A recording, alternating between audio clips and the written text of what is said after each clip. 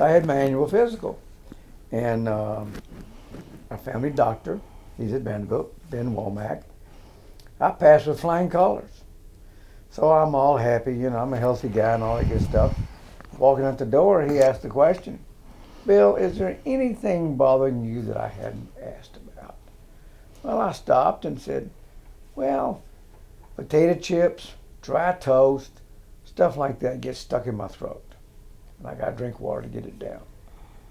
So he took a light, and I can't see anything. Let's get somebody who can really find out what's going on. And for once, I wasn't macho. I said, sure, Ben. And that's when they sent me to this other lady doctor, and they did the scope and said, that's not good. We need to go do a biopsy, and that's really, really bad.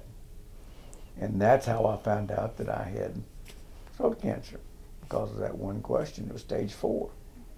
If he hadn't asked it, I'd have gone on my way, and who knows what would have happened. He did not have the swollen lymph glands in his neck like many people do.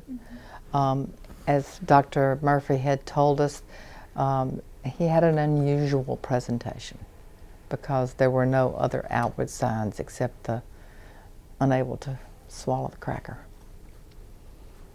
I was diagnosed early March of 2013.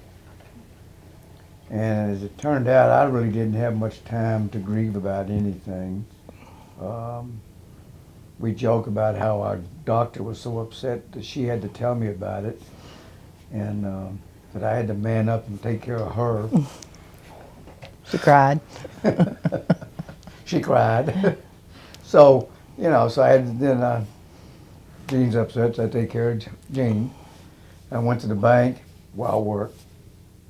And my boss is a 30-something year survivor of leukemia. And he said, Bill, 90% of your recovery is going to be your attitude. So you got a good attitude, don't worry about it. And that's the way I looked at it and started out. Now my treatment, met with the doctors, and frankly, it was all muddled. Who knew what they were saying? I didn't. Or when they were going to start. I was just at a total loss because I was ready to start the next day. But eventually we all learned who the players were and what their roles were. And they were great. I was part-time. My wife and I played music, and I noticed that I couldn't sing anymore. I just couldn't hit the notes. So I went to my doctor, and my doctor referred me to an ENT specialist. And that's where it kind of all started, with PET scans and MRIs and biopsies. Once I was diagnosed, my wife and I spent a lot of time talking about how we wanted to proceed, how aggressively we made a list of what to ask the doctor. What happens if I don't do anything? What happens if I do radiation fails? So we were pretty well prepared that way with what we were going to do.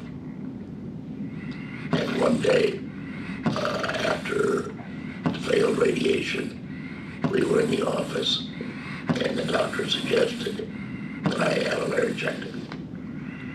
And we discussed what would happen if I didn't, and those options weren't good at all.